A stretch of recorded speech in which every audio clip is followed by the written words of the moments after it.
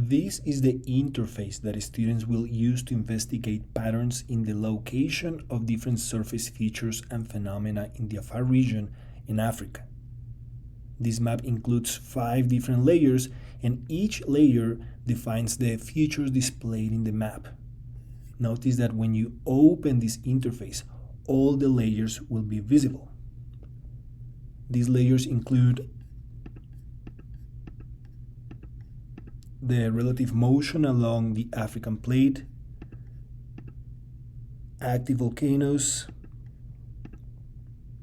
plate boundaries,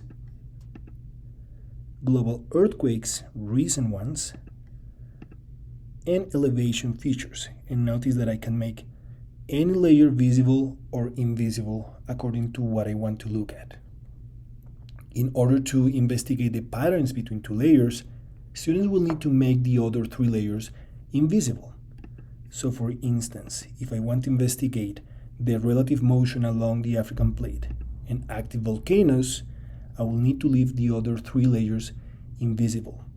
Students can also zoom in or zoom out with these 2 buttons, and they can scroll to any location in the map by clicking on the screen or dragging the map.